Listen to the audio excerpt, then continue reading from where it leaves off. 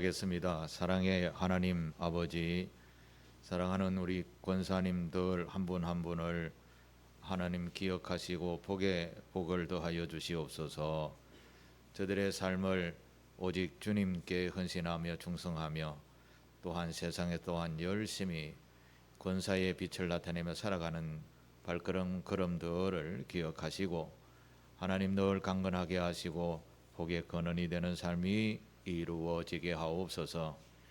원치 않게 이 시간도 병석에 계시는 교우들을 기억하시고 치유와 회복이 급속히 일어나게 하옵소서. 김순애 집사님, 박봉구 성도님, 그리고 오랫동안 병석에 계시는 우리 지원산의 남편과 또 어머니에게도 회복을 허락하여 주시고 믿지 아니하는 가족들 또한 자녀들 한 분 한 분 일일이 간섭 지도하시고 젊은 날에 주님의 은혜 가운데 살아가는 복이 있는 삶이 되어야 할 터인데 육신의 질병으로 오랫동안 고난을 당하는 김유미 양에게도 하나님 축복하고 회복해 도와주시옵소서. 이 시간도 주의 말씀을 통하여 우리에게 지혜를 허락하여 주시옵고 복이 있는 길을 걷는 성도들 되도록 도와주시옵소서. 부족한 종의 입술을 지켜주시길 예수님의 이름으로 기도하옵나이다. 아멘. 우리말에 결혼이라는 것은 일륜지 대사라는 그런 말로 표현을 했었습니다. 그만큼 결혼이라는 것이 인생에 있어서 굉장히 중요한 의미가 담겨 있다는 것이죠. 요즘 세대는 이 결혼이라는 개념을 크게 깊이 생각하지 않은 것 같습니다. 그래서 마음이 가는 대로 함께 살다가 마음이 가는 대로 또 헤어졌다가 또 때로는 합치고 하는 이런 모습들을 종종 보게 됩니다. 그러나 이 결혼이라는 제도는 창조자 여호와 하나님께서 제정하여 주셨습니다. 창세기에 보면 생육하고 번성하라, 이 생육하고 번성하는 사명을 인간에게만 허락하여 주셨습니다. 그런데 오늘날 세상 사람들은 이 창조자이신 하나님의 말씀을 부인하고 자기의 소견에 옳은 대로 살다 보니까 하나님께서 제정하신 결혼 제도마저도 대수롭지 않게 여기는 모습이 오늘 이 시대의 모습입니다.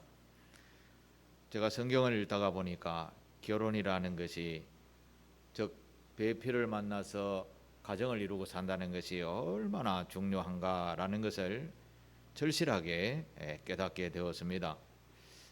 창세기를 쭉 읽어가다 보면 6장에 보면요, 6장 2절에 보면 하나님께서 이런 말씀을 하셨습니다. 하나님의 아들들이 사람의 딸들의 아름다움을 보고 자기들이 좋아하는 모든 여자를 아내로 삼는지라, 이런 표현을 하셨습니다. 여기에서 하나님의 아들들이라는 말과 사람의 딸들이라는 말은 하나님의 아들이 따로 있는 것이 아니라 하나님을 믿고 섬기는 하나님의 거룩한 백성들이 하나님을 모르는 자기 마음대로 사는 사람들을 배필로 삼아서 자기가 소견에 옳은 대로 마음대로 사는 사람들을 이야기하는 것입니다. 그렇다 보니까 6장 5절 6절에 보면 이런 말씀을 합니다.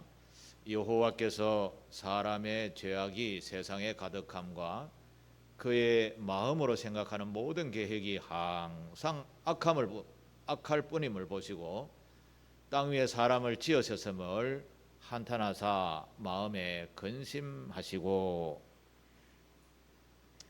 하나님께서 한탄을 하셨다라고 합니다. 야, 내가 창조해 놓은 피조물인 이 사람들이 이렇게 악할 수가 있는가, 한탄하셔서 결국은 내가 지면에서 이 사람들을 다 썰어버리리라, 이런 결정을 하셨습니다. 그래서 노아를 통하여서 노아를 부르시고 너는 너희 가족이 살 방주를 만들어라 해놓고 나머지는 세상을 다 멸하여 버렸었습니다.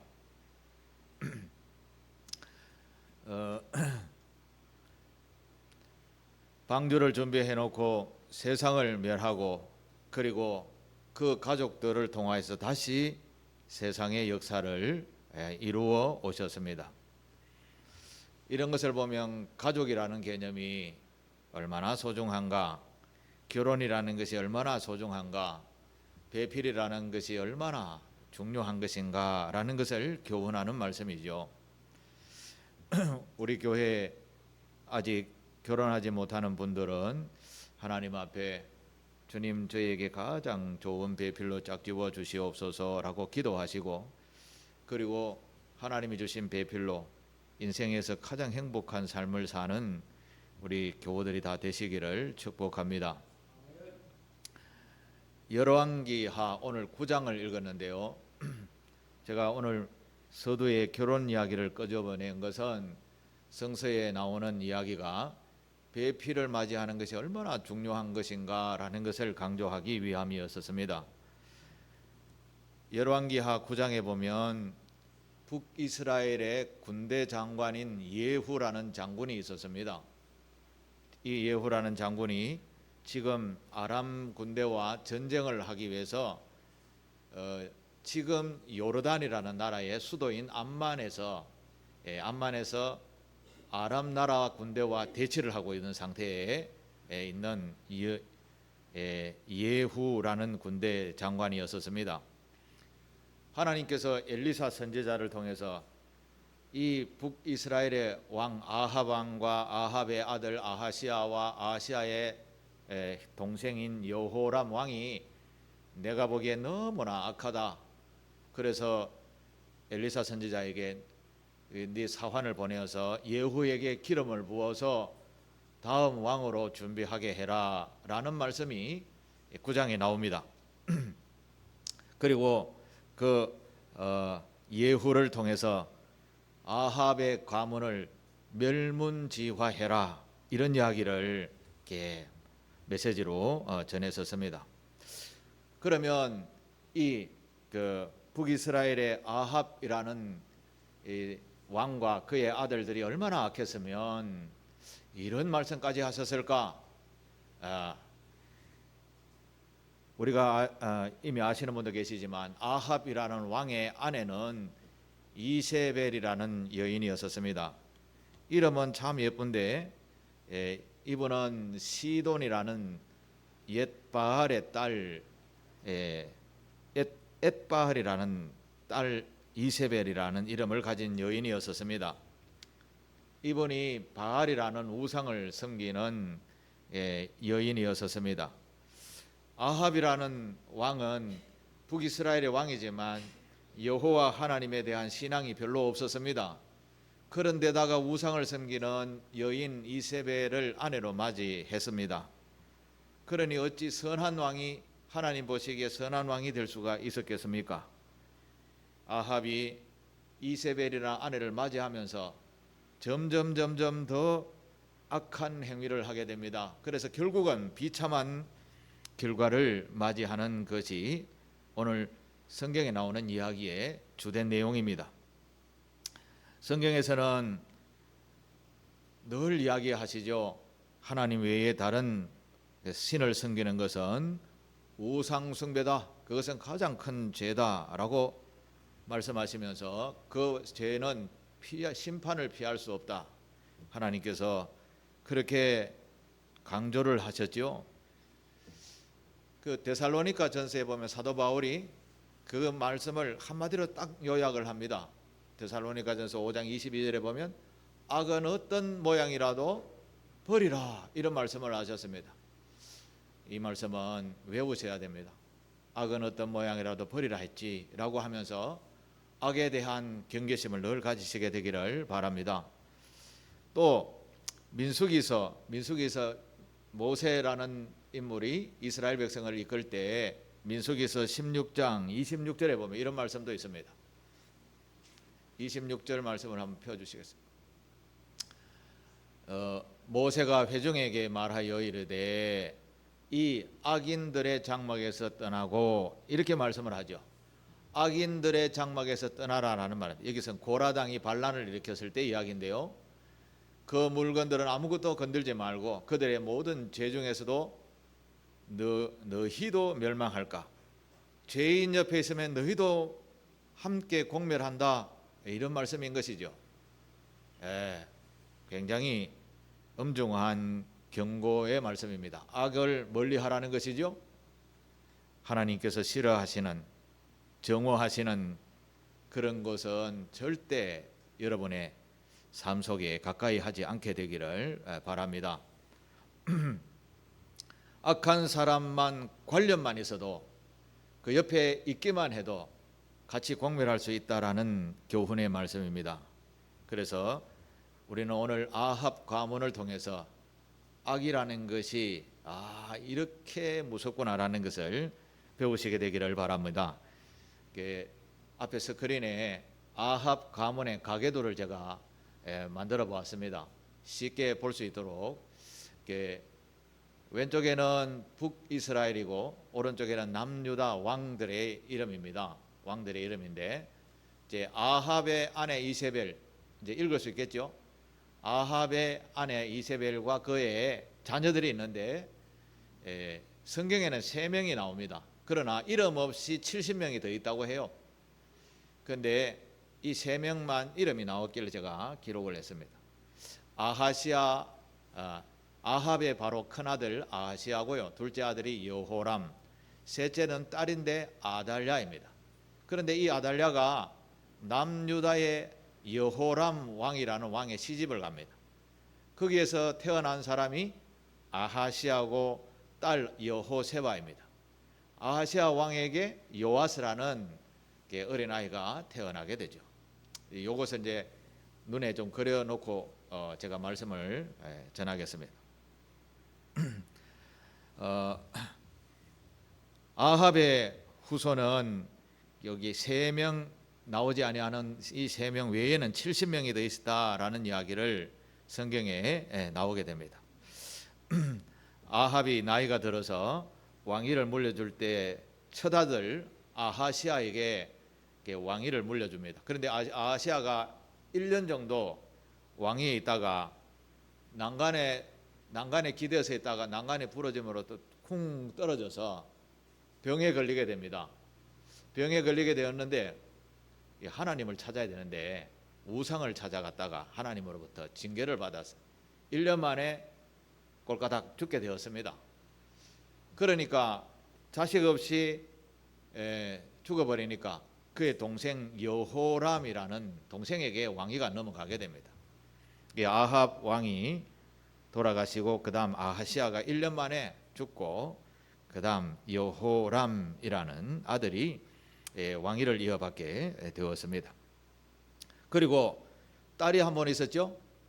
아달랴는 이 여호람 왕이 될 때 시집을 갑니다.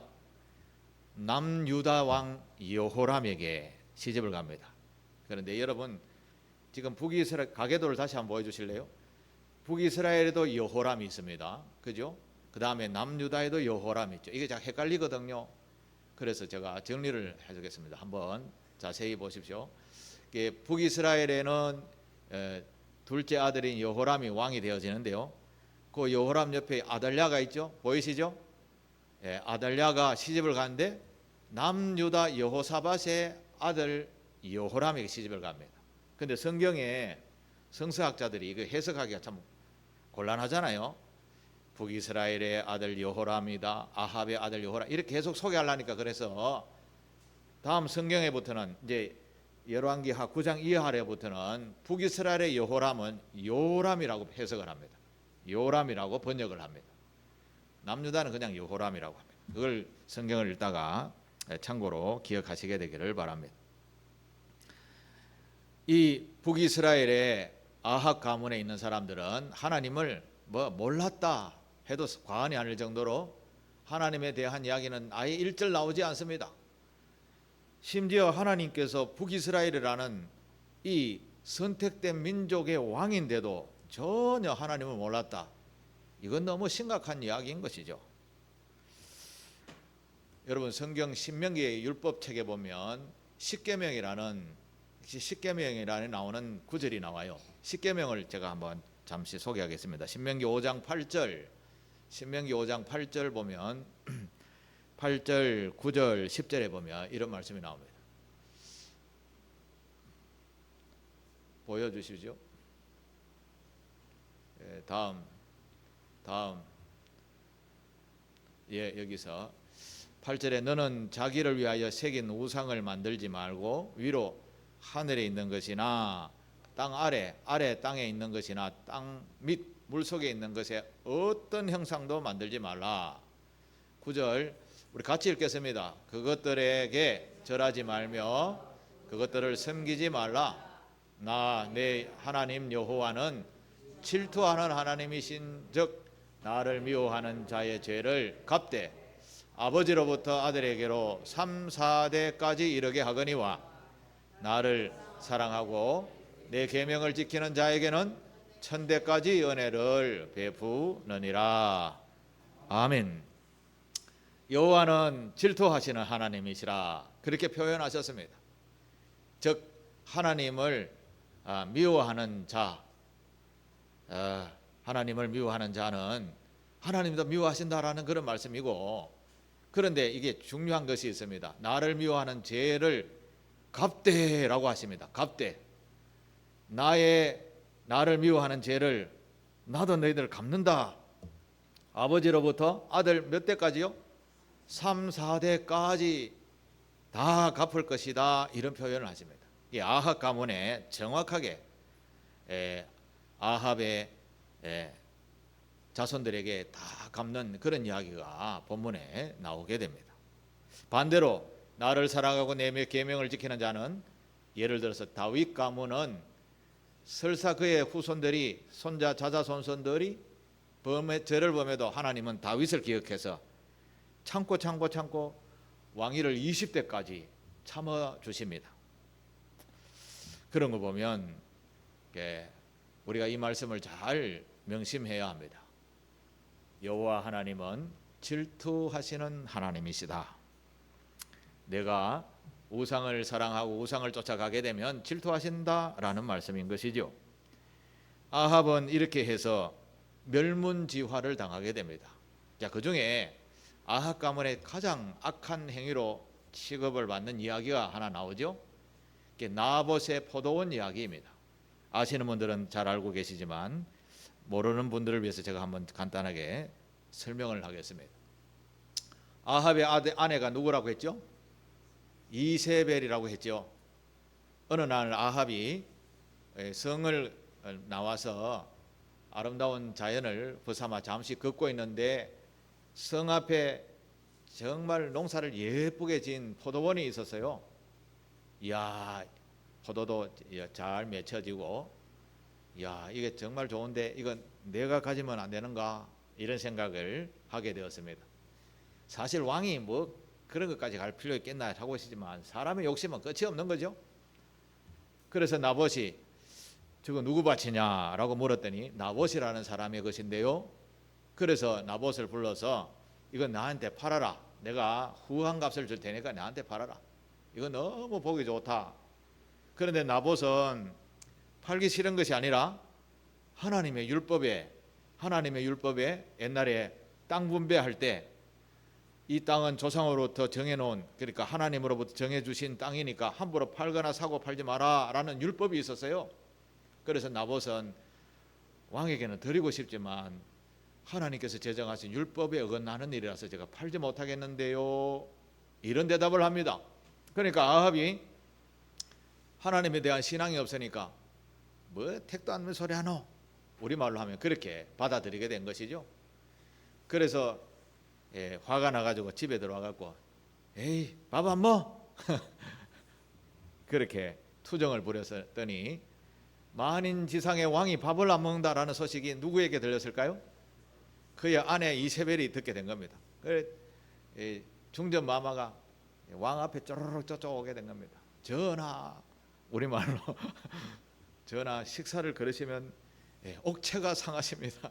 이렇게 해서 식사를 하라고 그렇게 권면하니까 그 이유인즉슨 지금 나봇의 포도원을 가지고 싶은데 못 가졌다라는 것이죠. 속에 화가 나가지고 뭐 이렇게 하고 있었던 상황인데 이세벨이 왕이시여 걱정하지 마이소. 내일 내가 나봇의 포도원을 착 갖다 바치겠습니다. 걱정하지 말고 식사하시소. 이렇게 했습니다. 그런데 이세벨이 어떻게 그 나봇의 포도원을 갖다 바쳤는가? 나봇이 사는 동네에 건달들 몇 명을 돈으로 삽니다. 그리고 나봇이 왕과 하나님을 그런 뭡니까? 신성모독죄라고 하죠. 하나님을 조롱하거나 하나님을 멸시천대하거나 또 왕을 낮추어서 이렇게 이야기하면 적결심판, 모독죄로 적결심판을 받는 그런 규례가 있었습니다. 그래서 그 동네 유지들에게 건달들이 고발하면 바로 심판을 해라. 그런 작전을 누가 시켰다고요?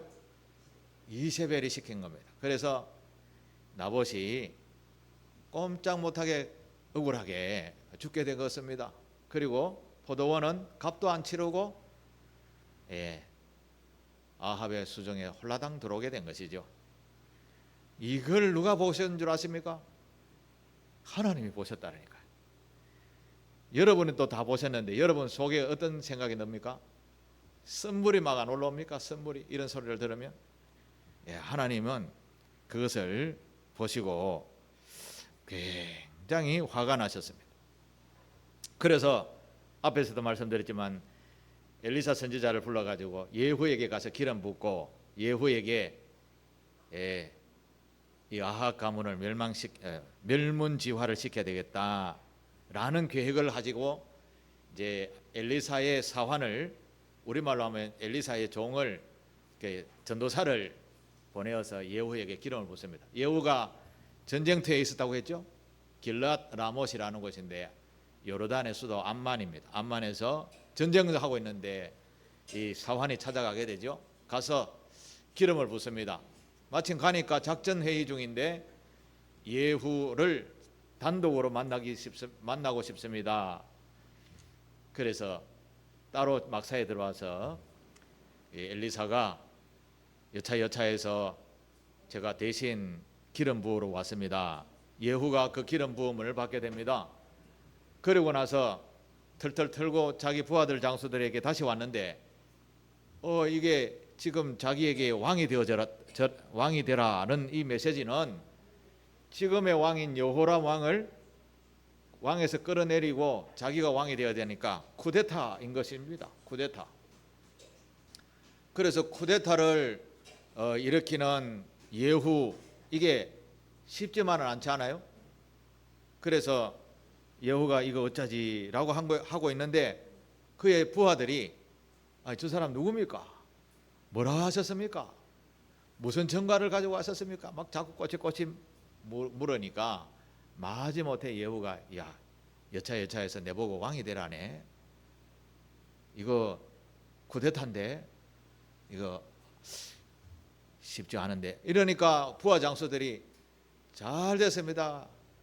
이제 당신은 이 나라의 왕이십니다 하며 부하 장수들이 예후를 왕으로 추대를 하는 겁니다. 그러나 지금은 여호람이 그대로 왕이 있잖아요. 그래서 전쟁을 하다가 군대를 이끌고 수도인 사마리아로 쭉 오게 됩니다. 쭉 왔을 때 요람이 예후를 만났을 때 예후가 왕을 화살로 쏴버려서 그 자리에서 죽게 됩니다. 사실 여호람도 사실 병을 얻어서 좀 치료하려고 전쟁터에 있다가 치료하려고 성에 왔었다가 예후가 오는 것을 보고 마중 나갔다가 죽게 된 거죠. 이때 누가 있었는가 하면 남유다 왕 아하시아라는 왕이 병문안 온 겁니다. 요람 왕이 병이 들어서 누워 있다라는 소식을 들었는데 남유다 왕 아하시아가 자기 어머니의 오빠니까 아하시아 왕은 누굽니까? 외삼촌이 되는 거죠. 외삼촌이 병이 들었다 해서 문화놨는데 문화놨다가 예후 장군이 찾아왔다라는 소식을 듣고 성 밖으로 같이 나갔습니다. 그런데 예후가 요람 왕도 죽이고 저 옆에 있는 사람 누구냐 했더니 남유당 아하시아인데요. 적어도 죽여라 이렇게 오늘 본문에 27절에 나오는 이야기죠. 아하시아가 어떤 잘못을 했냐 뭐 이런 것은 거두절미하고라도 이 요람 왕 옆에 있다가 괜히 죽게 된 겁니다. 안 갔으면 안 죽은 거죠.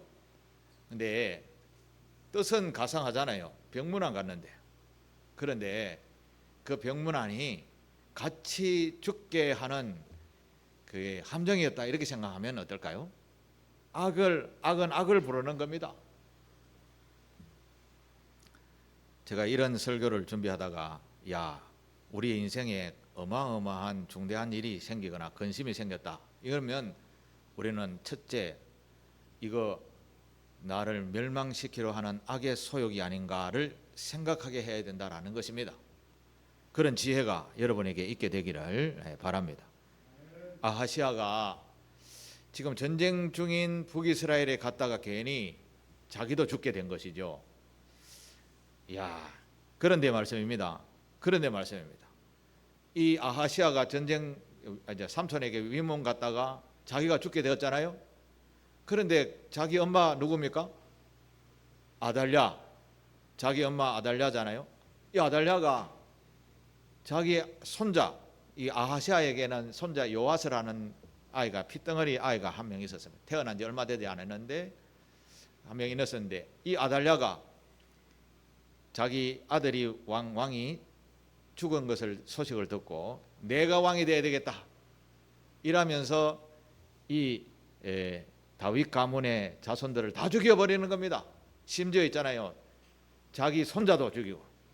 그 딸이 하나 있었습니다. 아하시아의 여동생 여호세바라는 여동생이 있었는데 그것도 죽이려고 하는 거죠. 이 여호세바가 급하게 숨어서 이 조카를 끌어안고 어디로 도망갔는가 하면 하나님 성전에 도망을 갔습니다. 하나님의 성전에는 아무도 못 들어오거든요. 제사장만 들어오거든요. 그런데 이 여호세바가 남편이 여호야다라는 제사장이었습니다. 그래서 그걸로 피한 거죠. 요 두 사람만 살아남고 다윗 가문의 사람들 다 죽게 됩니다. 우와, 이 아달랴도 어마어마한 누구의 딸입니까? 이세벨의 딸인 거죠. 그 아버지 누구죠? 아합이잖아요. 그게 악의 산물의 그 악을 자손들에게 이렇게 이어가는구나. 정말 무서운 가문이네. 이렇게 해석하게 되는 것이죠. 오늘 우리가 읽었던 본문에 아하시아 왕이 죽었습니다. 그죠? 그래서 이제 예후가 요람 왕을 죽고 그리고 성에 왔습니다. 사마리아 왔을 때 이제 성 안에 대비가 있었잖아요. 대비 누굽니까?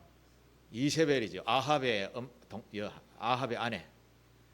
대비가 꽃단장하고 있는데 이제 이 예후가 찾아와서 성 밖에서 큰 소리로 부르니까 이 대비가 성 밖에서 내다보면서 막 요즘 말로 하면 욕을 막 퍼붓습니다.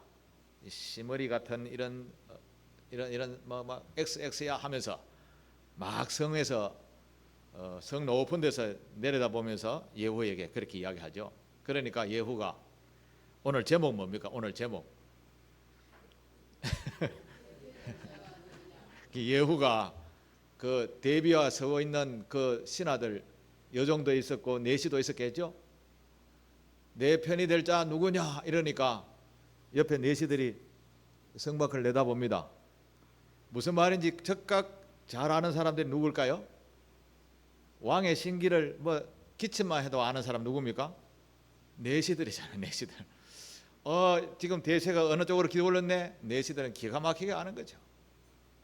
그래서 내 편이 될 자 누구냐 하니까 저요 이렇게 하면서 그 이세벨을 밀어버립니다. 그 높은 성에서 밀어버리죠. 그 밀어버려서 죽게 된 모습을 오늘 본문에 자세히 소개하죠. 피가 터져서 뭐 어쩌고 저쩌고 이렇게 나오죠.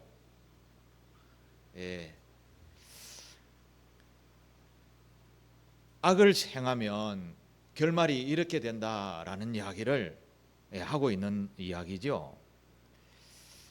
그런데 있잖아요, 여기서 그치는 것이 아니라 아합과 이세벨의 자녀들, 이 아들 둘, 딸 하나 외에 몇 명이 있었다고 했죠? 70명이나 있었는데 이 70명이 예후에게 다 죽습니다. 어마어마한 심판이 이루어지는 것이죠. 이 뭐 어린 아이부터 좀 큰 아이들도 있겠지만 자신도 뭐 어떤지도 모르고 목이 달랑달랑 다 잘려서 죽게 되는 멸문지화를 당하게 되는 거죠. 그런데 있잖아요, 열왕기하 10장 11절을 한번 보실까요? 10장 11절. 거기에 보면요, 예후가 아합의 집에 속한 이스라엘에 남아있는 자를 다 죽이고 라고 이야기하는데, 이 말은 아합 왕 신하들까지 이야기하는 겁니다. 보십시오. 그의 귀족들, 그리고 신뢰받는 자들, 그러니까 아합이 신뢰하면서 신하들을 이렇게 거느리고 있었잖아요. 그 신하들을 다 죽이고, 심지어 누구까지 죽인다고요? 그 당시에 제사장들까지 죽였다, 이런 이야기를 합니다. 그에게 속한 자 하나도 생존자를 남기지 아니하였더라. 무시무시한 것이죠. 무시무시한.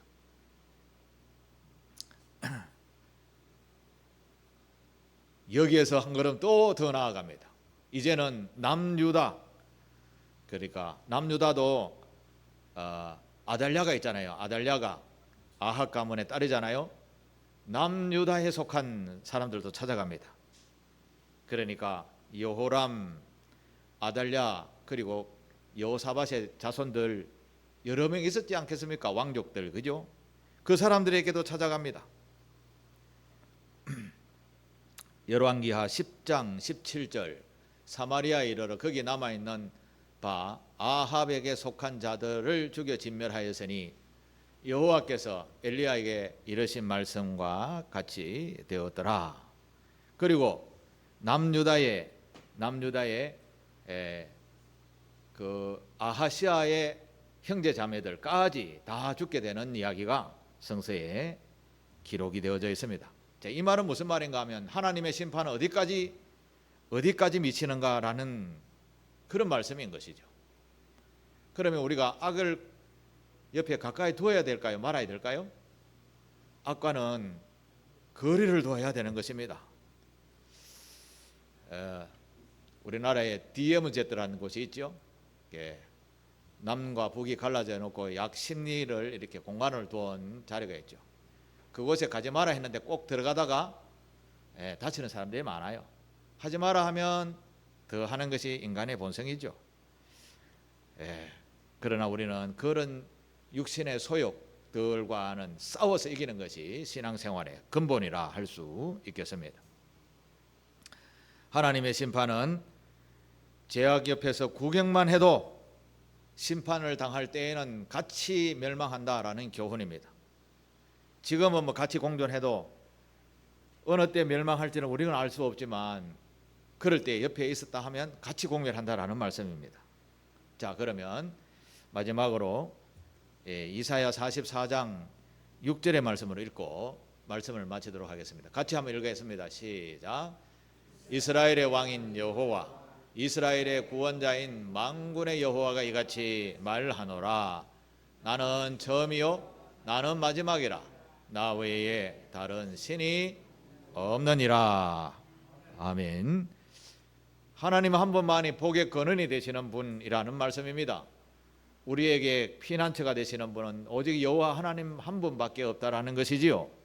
그를 존중하면 그도 우리를 존중하고, 그를 멸시하면 우리를 질투하시면서 심판하신다라는 분이 여호와 하나님이시다라는 말씀입니다. 그런데 심판보다는 하나님이 어마어마하게 사랑을 베푸시는 분, 어마어마하게 우리를 위하여 인내하시는 분이십니다. 오늘도 하나님께서는 속에 쓴뿌리가 올라오는 그런 진노가 가득한 그런 세상을 보면서도 참으시고 계시다라는 것입니다. 이럴 때 우리는 옆에 내가 악의 끄나풀이들이 좀 있는가 살피셔야 합니다. 다시 말해서 경건의 삶을 살아야 합니다. 구별된 삶을 살아야 합니다. 사랑하는 교회 여러분, 우리는 이런 하나님을 일평생 믿고 따라가는 신앙인들입니다. 오직 주 여호와 하나님만을 섬겨서 영생의 축복을 누리는 저와 여러분 되시기를 축복합니다. 어려움을 당하든지 즐거움을 있든지 오직 하나님만 붙잡고 나아가시게 되기를 바랍니다. 여호와께 속한 사람은 심판을 벗어나 영원한 천국 은혜의 삶, 그 영화로운 삶이 자자손손 계속 이어지게 될 줄 믿습니다. 순전한 마음으로 이 하나님의 말씀을 가슴에 품고 위대한 선한 걸음을 걷는 저와 여러분 다 되시기를 주님의 이름으로 축복합니다. 기도하겠습니다. 하나님 아버지, 부족한 저희들 알지 못하는 가운데 죄악에 빠져 있을 때도 너무나 많이 있음을 고백하며 기도합니다. 말씀을 들으면서 나에게 얼마나 악한 끈앞풀들이 많이 달려있는가를 생각하게 되었습니다. 주여 불쌍히 여기시고 구별된 삶, 내가 거룩하니 너희도 거룩하라는 주님의 말씀대로 늘 우리 자신을 구별하여 오직 하나님만 섬기는 상길교회 교우들 되게 하옵소서. 예수님의 이름으로 기도하옵나이다. 아멘.